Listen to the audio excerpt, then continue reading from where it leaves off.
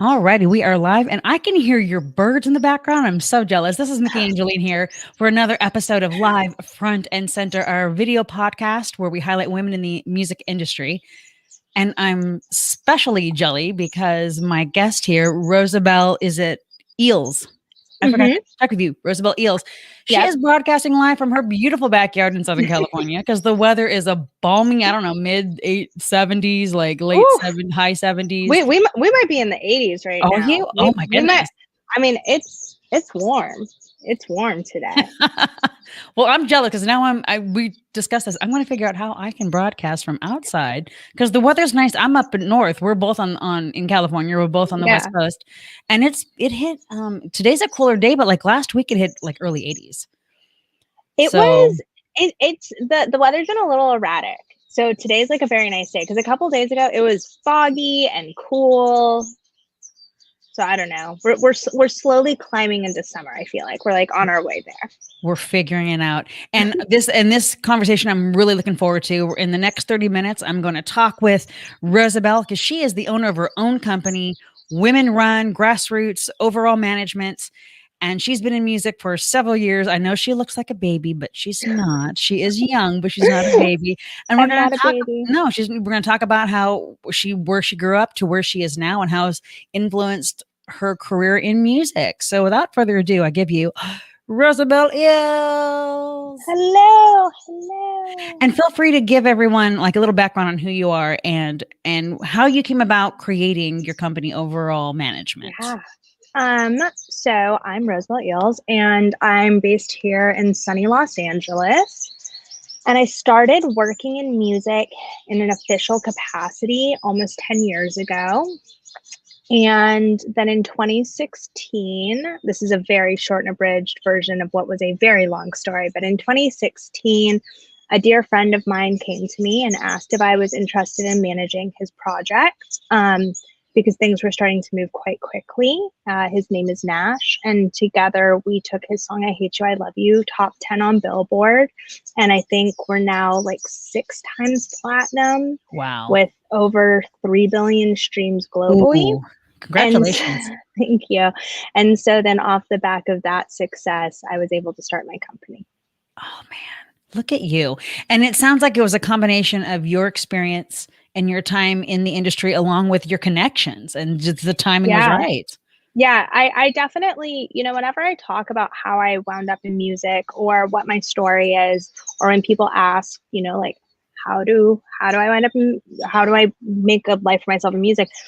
I think that's always like a really complicated question because there's obviously so many moving pieces. But for me, it was definitely a little bit of being in the right place at the right time, knowing how to say yes to things, like healthy things, saying yes to things that are good for you, and also like being willing to learn. And I think because I was so young, but I was also really willing to learn, No, I agree. And when we talked off camera, you mentioned how you grew up in Albuquerque, New Mexico. Yes. Right. And then you moved from there to New Orleans. Yep. So, which shows on 2 different instances, you lived in areas rich in culture, rich in, in music, culture, indigenous people, people of color, which is so vital because what kind of influence did that have when you decided to go into a career for music? Well, I think that, so it's worth noting, like, I don't know if I ever decided to go into a career in music. I think that at a very young age, like when I was in high school, I helped to open a music venue in my hometown, and it was for the youth, by the youth. And I didn't, again, really understand what that was as much as I just, wanted to book shows that weren't coming to Albuquerque. So I wanted to have a little bit of influence in seeing artists that I loved. And then also, we did a lot in the EDM space. And if you're the one throwing the party, you don't ever have to be worried about being invited to the party. So I started working in music before I knew what it was. And then by the time I got to New Orleans, there was, in comparison to Albuquerque, there were so many opportunities and so many connections to be made and things to do that I just kind of started saying yes to everything.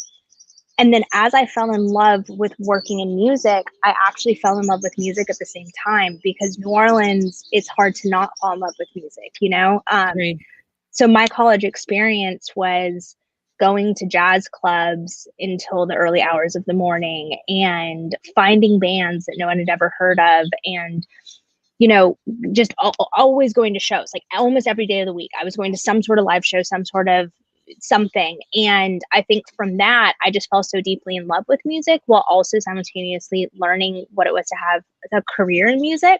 So then by the time I got out to LA, and it wasn't college anymore, well, I dropped out of college, but the training wheels were off. I felt really confident that I knew that the environment I wanted to be in was one of creativity. I don't say how you couldn't, not from there to there. And then, so what gave you the inspiration and you figured it was time to pack up and move to the LA area? Honestly, it wasn't even by choice, really. It was kind of an accident. So when I was in college, I spent both, I did 2 years of college, my freshman year and my sophomore year. In the summer after my freshman year, I spent that on tour, because when I was in college, I ended up connecting with G-Eazy and his management team in the very, very early days of his career. So he was on Warped Tour, and I went out and helped on Warped Tour. I wound up on the Mindless Behavior Tour doing TM stuff for that. And then the summer after my sophomore year, I was actually like kind of depressed because I think I was a little confused. I had stopped working with the G-Eazy camp and I wasn't really sure, because I'd spent so much time my first 2 years of college focused on that. I wasn't really sure what to do or how to go back to college and have like a normal college experience. So my dad suggested that I came back to New Mexico and picked up my car and went out to LA and just like took meetings with people that I had met. And, my best friend lived in LA. And while I was in LA, I ended up connecting with Young Money's newest signee. And I told her, I knew that she was leaving to go on the Lil Wayne tour because just one of my mentors worked for the management company that looked after a lot of the Young Money artists. And I was like, hey, if you need help packing for tour, I'm really good at looking cute on tour, let me know. And the next thing I knew, within 48 hours, I was on the Young Money or on the Lil Wayne tour with her, like basically TMing and looking after her.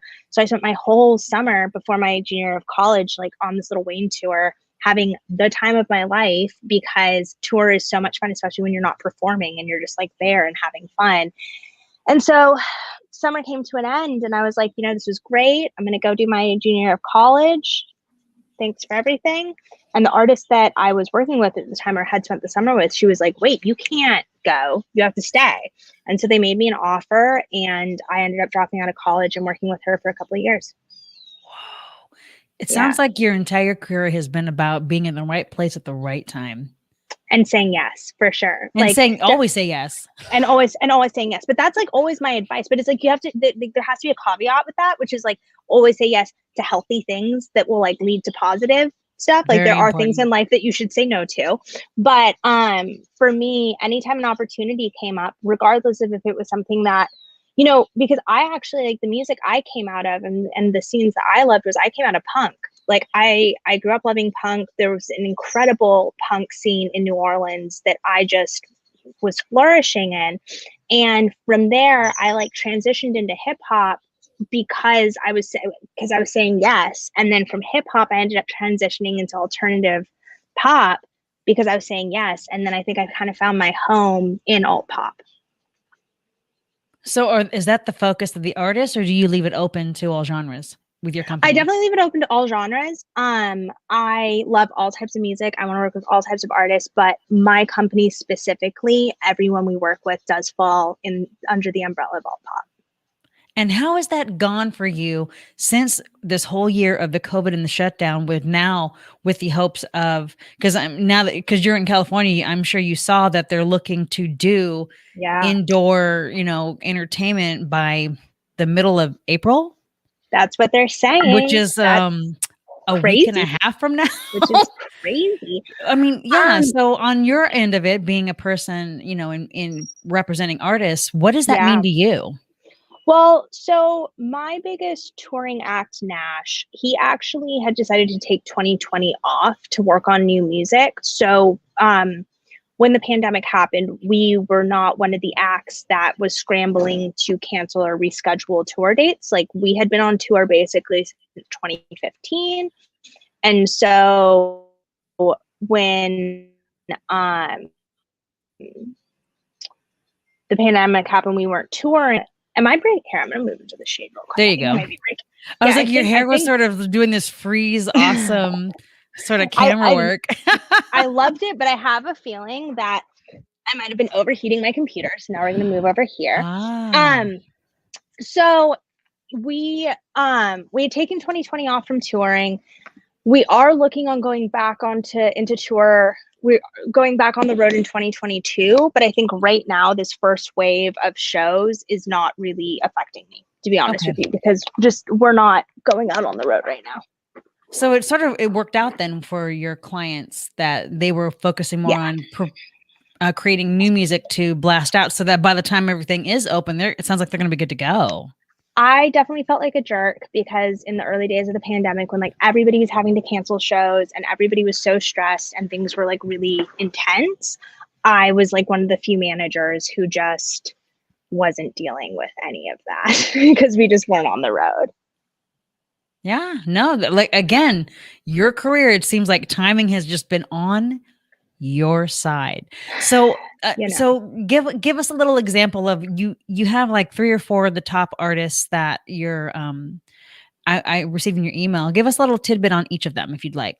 Yeah, totally. So I represent Gnash. He is most commonly known by his top 10 record, I Hate You, I Love You, which came out in late 2016. He put out his debut album 2 years ago, We are getting ready this year to put out his sophomore album, which I am just so obsessed with. It is so good. I'm so proud of the growth that I've seen him make over these last couple of years with the music.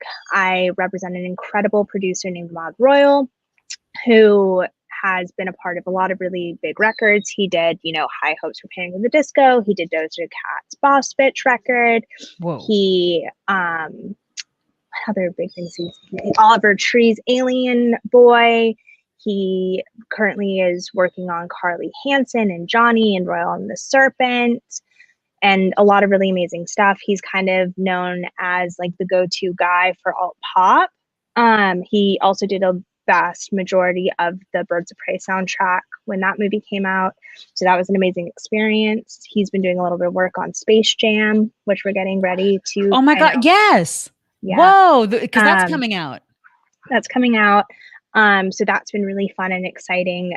He's definitely found a passion, I think, for soundtracks as well as just like working, on artist projects. I have an incredible producer artist named Max Hirschnow who has this gorgeous high art project called Alex Max. He also used to be in the group Miss Mister, and he is just, in my opinion, the true definition of an artist in every element of that. We represent Elon Rubin, who is in 2 small bands called 9 Inch Nails and Angels and Airwaves. And he is actually the youngest ever inductee into the Rock and Roll Hall of Fame, who also is getting ready to put out his solo project, self-titled. He is amazing and phenomenal and fantastic, and is also starting to get into the world of composition and score, which has been so exciting. And then I have 2 developing artists, Joe Rico, who's actually putting out his first song ever on Wednesday, which is so crazy and so exciting. And then an artist named Girl Wilde, who I've been working on developing the last couple of years, who I like to say is kind of like our generation's Alanis Morissette. Ooh, I like that. She's just like a strong, awesome, raw, empowered woman who is talking about her experience and like finding herself and navigating what has been her 20s, slowly edging into her 30s. You are everywhere, it sounds like, as far as everything from hugely globally successful to just starting, has the talent, but just needs the get-go. How was it like that for you from the get when you started the company, or have you worked up to that? Yeah, I mean, I've always been a very like music and artist based manager. So like when I take something on, I don't look at like a P&L or like how much money is being made. I listen to the music and I try to see like, is this something that I feel like I can genuinely help? And if it feels like there's something that I can do and I can be a part of, then I'm on it. I'm into it. A big ethos for me has always just been that like I really am a good person fighting for the good people. And I think how that manifests in management is understanding that, artist management in so many ways is a vocation. Like people are giving you the most precious thing that they can make, which is their art. And they're asking you to help that be presented to the world in a mass way. And I think that it is an incredible honor to do so. And so, for me, I just find music that I'm passionate about. And sometimes, that pays off in big commercial ways. And sometimes it pays off, in my opinion, in equally big ways, which is watching people put music out for the first time. That never gets old, does it? Never gets old. Oh, I can only imagine. And you also talked about how your company is women run and women in and POC run. Yeah. Yes. And knowing what has transpired in the last, especially year, I mean, for the longest time, but especially this last year and even in the last few months, has that impacted you and your crew in any way? And if so, what has come about with that? I think for me,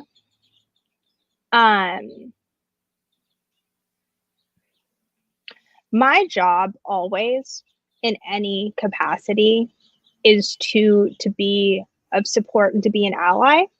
And,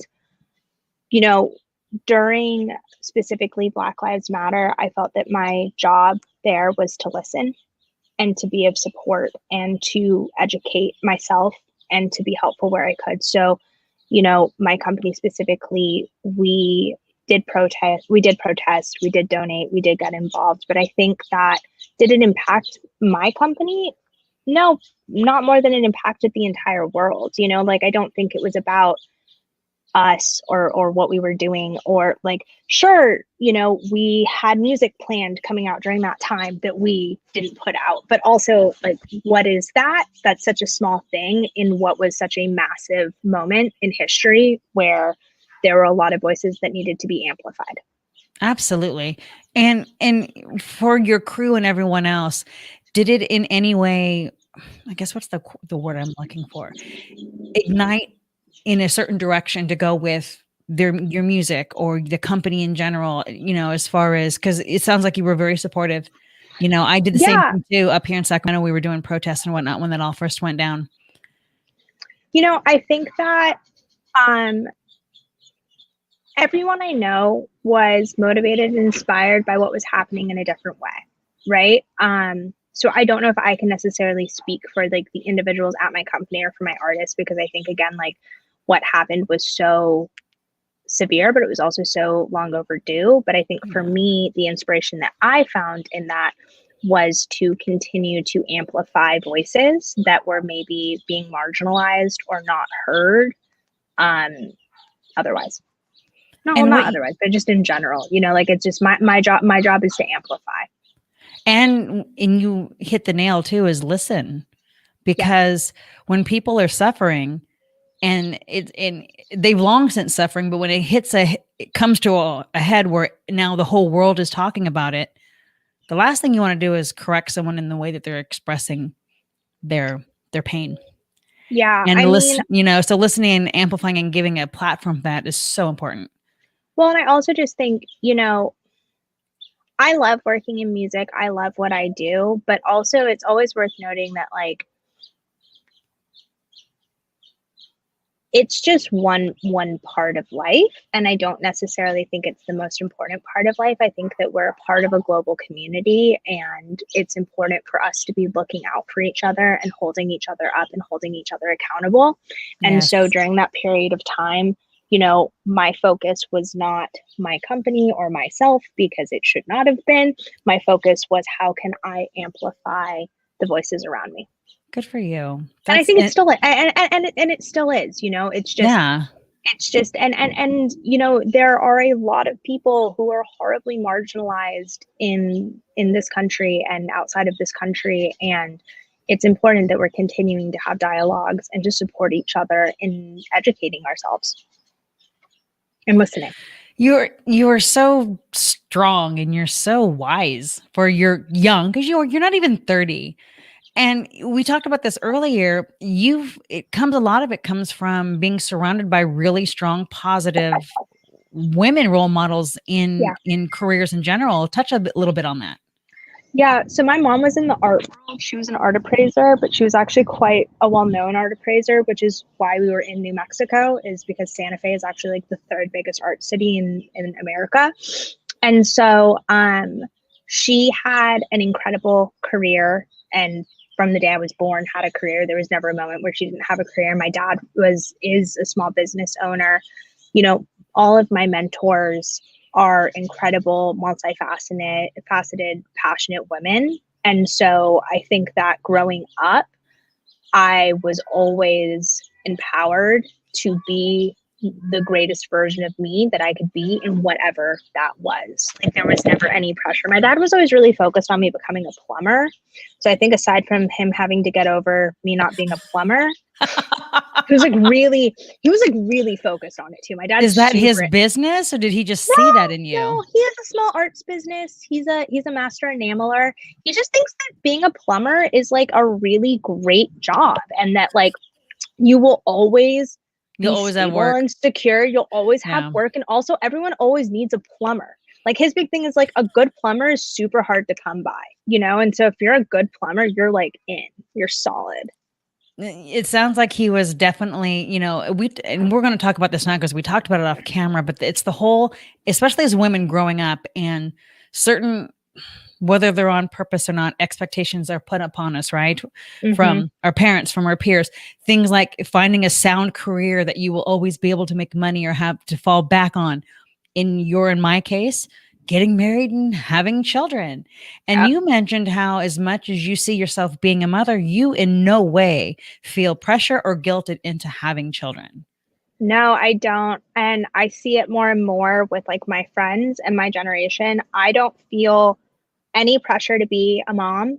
I will be a mom at some point in some capacity, whether or not that's biologically or adoption or foster. But I think that like I'm just so focused right now on becoming me and taking the time to become me, because I think when I have kids, I want to really know who that is, who that person is, you know. And I think that's always been something that's felt really important to me, is to feel stable and secure in who I am before I start a family. And I think what's really cool is that like no one, like I have friends that have had kids. I have a lot of friends who don't have kids, but it doesn't feel like anyone is pressuring me or any of my peers to have children. Kudos to all of you, honestly, because, my generation, like I mentioned, I turned 53 this year, and I was a teenager in the 80s, and I grew up half Filipino, Catholic upbringing. And it was definitely, and I'm out. I identify as lesbian, but I came out late. So it really was the pressure to get married and have children. And when are you going to get married? And if, if as a tomboy, and you're not going to find a husband if you keep riding BMX bikes and skateboarding. This is the truth. This is what I grew up with. It's so wild. Mm-hmm. And to see your generation, to know that many of you didn't have that, I think that's great. That's evolution at its finest, in my opinion. Progress. I also think, and I was talking to someone about this yesterday, a friend of mine, him and his husband are getting married in May, and we were talking about his timeline and having kids and all that fun stuff. And I was saying how like I feel like my generation is the last generation also where sexuality and sexual orientation and gender orientation was like pressed upon us and was also used as a weapon. You know, like I remember the term gay being something that people said as like an insult on the playground, and kids now, that's not happening. That doesn't fly. I'm so glad that is stopping. Which is so cool, right? Yeah. Like how cool is it by the time I do have kids, hopefully they're not going to be pressured to fill any box, gender, sexuality, whatever, and like, I just think how cool is that like we're heading in a direction where like fluidity is normal, and also it's like very not okay to discriminate against people. And how cool is it that you recognize that, and you're just going to be this amazing parent who's just going to be 110% supportive of their child. So I love it. I love hearing that. I can't wait. I was talking to my partner the other day, and he was telling me the story about how, like, when he was younger, and his hair got really long, people would mistake him for a girl, and he kind of liked that, and how his dad was not super comfortable with that. There was no discrimination. His dad was just not super comfortable with him being mistaken for a girl. And so from that point on, he started cutting his hair. And now he's older and he's growing out his hair, and he's like thinking back on it and thinking about how he like loved when people mistake him for a girl, because he loved having hair and he loved his femininity and he loved all of those things. And I'm like, wow, it's so crazy to think that, like, when I have kids and my kid wants to have long hair, I'm gonna be like, I love that. Yes. Yes. You know what I mean? Like, I just like, I can't wait. I think that is, I think that that's like the coolest thing that's happened probably in the last like 10, 15 years, is that we're really watching like discrimination become like actually unacceptable. Agreed. I mean, I'm old enough now. I'm at the age where I can see 3 different generations from what was put on me, what I went through, and what I'm seeing happen. It is going in the best direction, especially with folks like y'all in your generation. So, and going back with your company and your music, because it sounds like you're very supportive of your artists as who they are, and accepting however they identify, and that transcends through their music, correct? Yes. That's so good. Yeah. Yes. Well, and LA is the perfect place for it. Yes. I mean, when 100%, I think that, again, art is the highest form of self and self-expression. And I love being able to be a part of that for my clients, Yeah. Quite a few of my clients are queer, and that plays a massive role in the art that they make. And I think that is so rad, and I love being a part of it. Now, in talking about that in terms of people, do you see that happening when it comes to genres of music? Do you see us going into an era one day where the categories are going to just kind of blend into one another?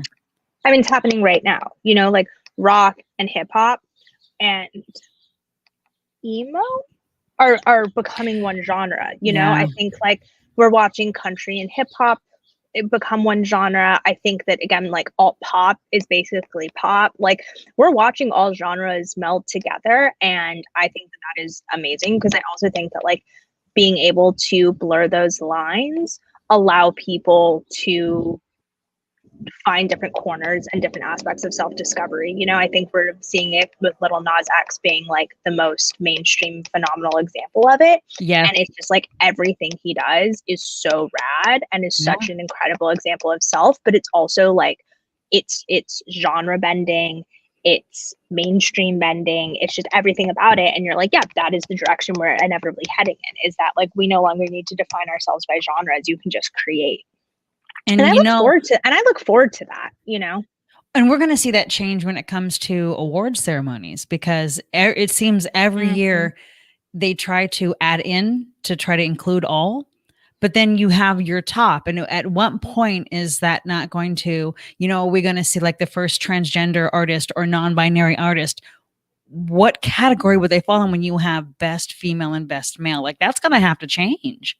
I mean, and I love that, and I look forward to it changing. I also look forward to, we're hopefully every year we ask for it, but Songwriter of the Year at the Grammys. I think that there are a lot of categories that, the people, not just the industry, but the people are asking for. And like, yes, I love that we are seeing, and I use this term lightly, what was a very old white man dedicated industry being redefined by young individuals who choose not to categorize themselves and are asking to not be categorized. I think it's just rad. Nail on the head. No, you got it. And like I said, I'm pleased that I'm at the age I am, but I still feel very in touch with younger generations, because I want to be, right. I don't want to be that old crotchety person going, I don't get, no. I will admit, there are some genres like I don't get it. But I also know that it's not my generation. It's not meant for me to get it. But that's it's not meant for me to get it. Yeah. Yeah. But also seeing Oh, go ahead. No. I was just gonna say, but it's also okay. Like you're like music lovers doesn't mean you have to love everything that you hear and you have to love every genre and you have to understand it. You know, I mean, there's music that I prefer more than other music, but I think the point is that like we're opening the playing field to allow it all to exist, Yes. and then the listener to pick and choose what they want to listen to. And I think that's what's important is allowing the space for all type of art to exist, and then you will find what you love within that. No, I agree. So, man, see that? Future is our youth. Yes, yes, yes, yes.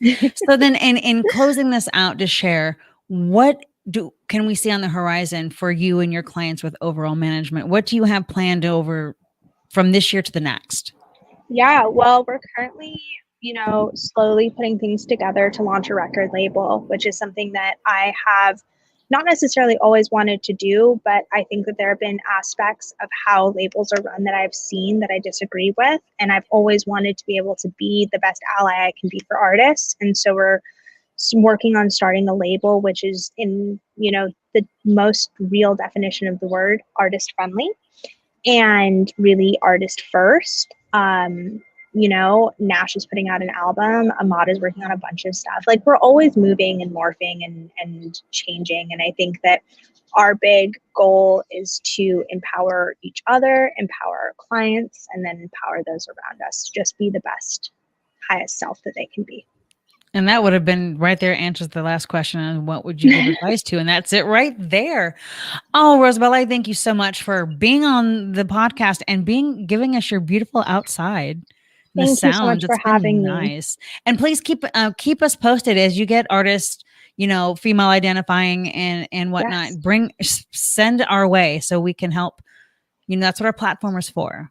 100%. My client girl Wilde is getting ready to put out an EP, and I think as we finalize those dates, you will be the first person I send it over to.